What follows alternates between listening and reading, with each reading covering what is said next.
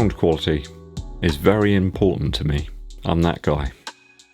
Today, a review of a piece of running equipment for you. Action apparatus for joy-inducing jogging, perhaps. Sonic searchers and audio connoisseurs gather round. My name's Ed, Vinyl Revival Bud. Today I present to you my initial review of the Aftershokz Aeropex wireless bone conduction headphones.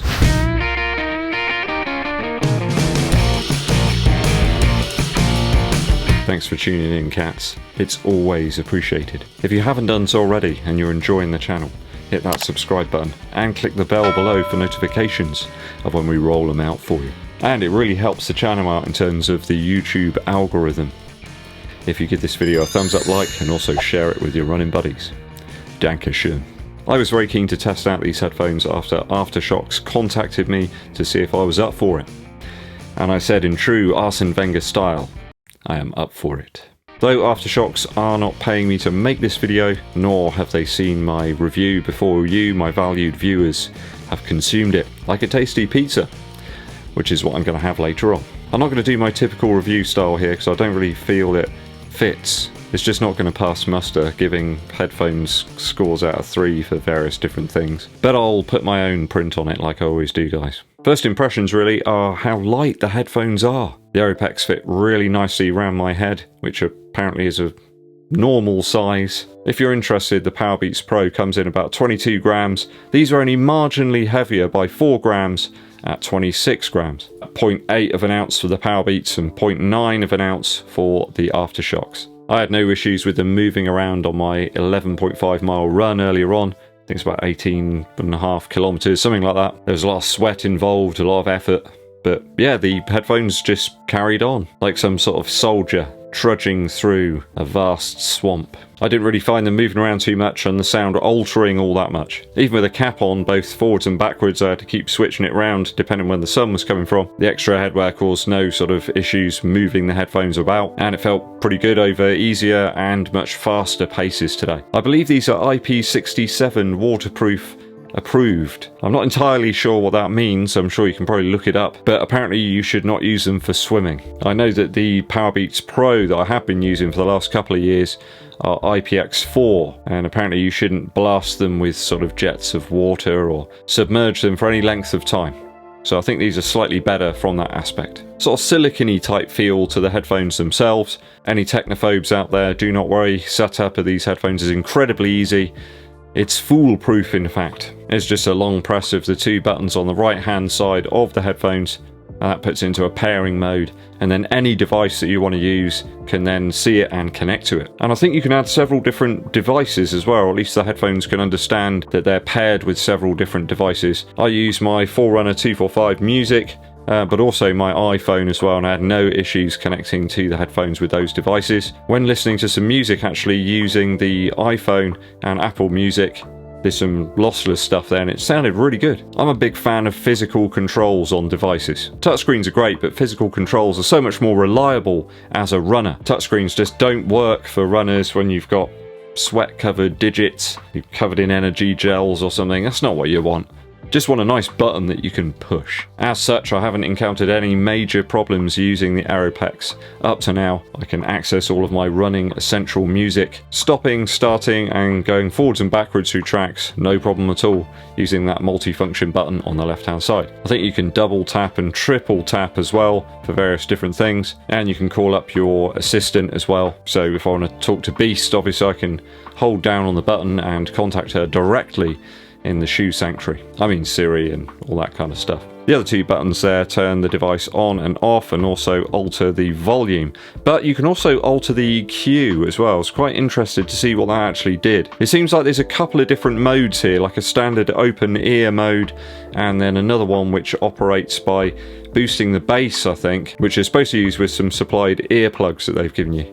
They're like those squashy foam ones you can squish down and insert into your ears and they then expand. I'm not sure many people will be picking these headphones up for that usage, I think most people will want them for the added advantage, obviously, of being able to hear what's going on around them. It certainly seems like the second EQ setting boosts a lot of the bass, but I think that's probably going to have the disadvantage of sapping the battery pretty quickly. When you do change the EQ setting, I think it would have been better if the announcement in the headphones said, perhaps like telling you which EQ you've actually selected, rather than just EQ changed. It might make it a little bit clearer and more transparent as to which one you've got currently operational. I think there is a smaller version of these headphones available, the Mini, which is for people with a perhaps smaller head or diminishing hair.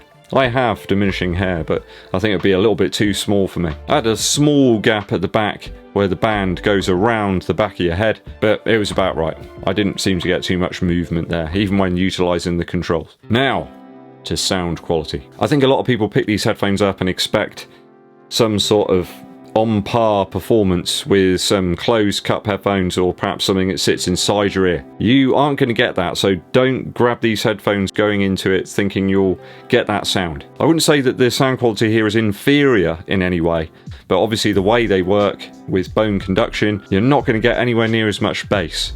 So if you're one of those hogs just after loads and loads of bass, and you always crank up the bass on the EQ settings on your phone, or perhaps your hi-fi or whatever, then yeah, you might be a little bit disappointed here. But of course, you're missing all of the advantages there that these headphones give you. It perhaps makes some music more suited for listening to on the Aeropex. Certain genres are just going to work a little bit better with these headphones. Obviously, anything that's very reliant on bass with some carefully sculpted low end is going to lose out. Jungle or drum and bass tracks, for example, you're not going to be able to hear the sub bass elements of those tunes, perhaps any very frequency range dependent hip hop, or you may miss certain elements of some very dynamic classical music too. But I tested it out, like Lemmy and his Motorhead crew.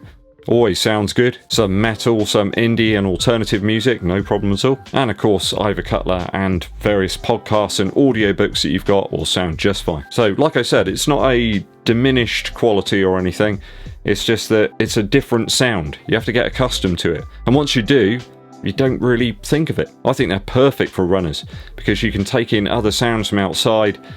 You're kind of getting the best of both worlds. You've still got the benefits of some perhaps really solid and repetitive beats there to keep your cadence up, but you can also hear everything else that's going on around you. Obviously, being able to hear your surroundings increases the safety and lowers the risk for you. I often see men and women running very late at night with closed cup headphones on, very loud. Certainly in urban locations there, you won't be able to hear people creeping up on you or that are nearby. And of course, we want all runners to be safe out there. I think this is really where the Aeropex comes into play. Still allows you to enjoy your music, your podcasts and your audiobooks, but still gives you the advantage of being able to hear sounds that are going on nearby. I found battery life to be about 8 hours out of a full charge, which isn't too bad really. I mean, that covers most of a week for me. I didn't find any other ways to measure the battery other than the Aeropex telling me that it was either very full, medium or low. I think there is some sort of indicator that flashes when it does get very low, so you know you need to charge it up. That's something that perhaps they could try and implement at some point so that your phone can perhaps tell you how much battery power is actually left in a percentage. That would be useful. I did appear to receive 2 of the magnetic charging cables in the box. I'm not sure if that's a standard thing, but it's very welcome. A real boon, in fact. Certainly useful if commuting between your workplace, maybe in home. Less upheaval of having to collect up your cables at the end of the day and ensure that you put them into your bag. Now, we've all done that, haven't we? Left things that we need at work or at home. Kind of really irritates me when I do that. I have to punish myself, you know, like a fine to make sure I keep myself in line. That's what I do if I don't hit the mile reps, you know. A fine. Couple of quid. You soon hit those reps. I am kidding, of course, guys. That's just ridiculous. Or is it? Overall, I really like the very light and almost not there profile to these headphones. It does seem a little odd at first, but after a little while it just becomes very natural. To the point actually where you forget you're wearing headphones at all. I think there's certainly an improved frequency range in this set of Aftershokz headphones than the ones I've tried out in previous years. They really seem to have dialed in the EQ and boosted the power a little bit here. I really like those good responsive physical controls. It's just easy to navigate through your selections without any hassle of touchscreens. Not good for runners. I think retail on the Aftershokz Aeropex is about 130 Earth Credits UK. Please check the link in the description below for more information on this awesome audio option for runners. A really good alternative option for me if I don't want to use the Powerbeats Pro and I still want to hear what's going on around me. It does put me off when I'm running late at night in the dark, not being able to hear what I'm doing. But then it's too scary not to hear anything, if that makes sense. It's time for a musical interlude. Throughout the lockdown, I really liked listening to some of the live recordings by John Fogerty. Got me listening back again to some of his Creedence Clearwater Revival material. Everybody knows Proud Mary and Bad Moon Rising, don't they? But if you dig a little deeper, there's some awesome tracks. Fortunate Son is a real winner, and also Travelling Band. That's just straight out rock and roll. Something a little odd as well is Looking Out My Back Door. I think there was some shenanigans going on when they created that one. There's some awesome stuff on YouTube that you should check out as well, guys. I think John Fogerty had most of his family playing with him at one point. There's a really good version of Center Field as well, where he actually plays it in the center of a baseball field. It is fantastic. Go and check it out, guys. It'll bring a smile to your face. Thanks for tuning in and sticking with me to the very end of today's video, guys. It's always appreciated. Lots coming up this week. There's a whole glut of shoes I need to work through, including the Rincon 3, which is just here. Got a few miles into it already, but I need to grind a few more in to truly get my initial impressions sorted. I need to try and get to that craft shoe as well. I still haven't worn. It's here, waiting, calling to me. And we've also got the Reebok Energy 3 Adventure as well I've got to get out onto the trails with. If you haven't done so already, guys, please hit the subscribe button and click the bell below for notifications when I launch those new videos for you. And it helps the channel out a great deal if you give this video a thumbs up like and also share it with your running buddies. My name's Eddbud, and I'll be seeing you.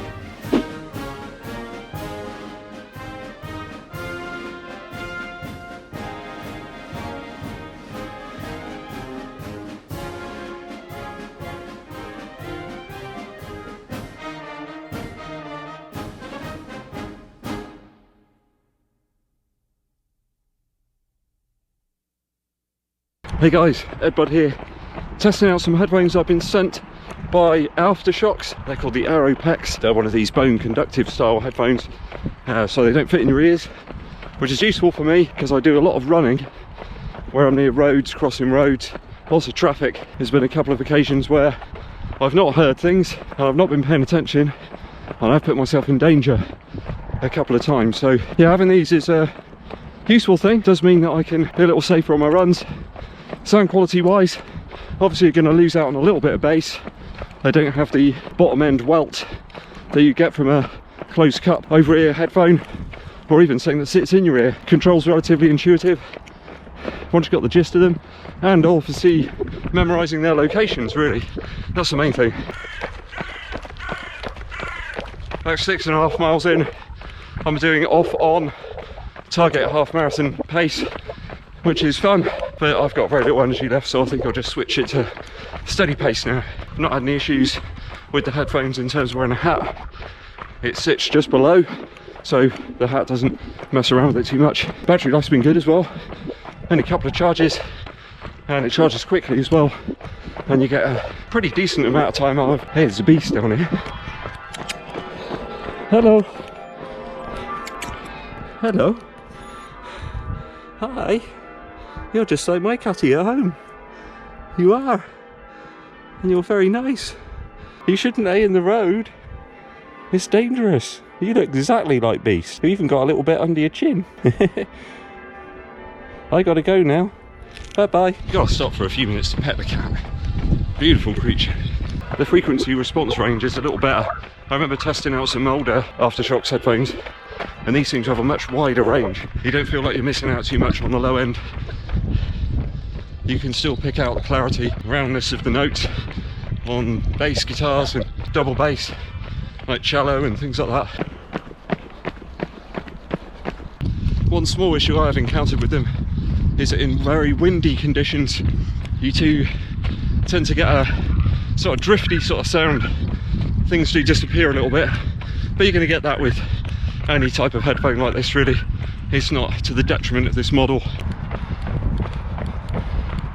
I was going to coast it home, but I did a 4th rep, and I'm going to do a 5th, because I did promise Mrs. Eddbud that I'd be back at a certain time, and I'm not going to be. Burn it for one more. I will make things a little bit easier for myself.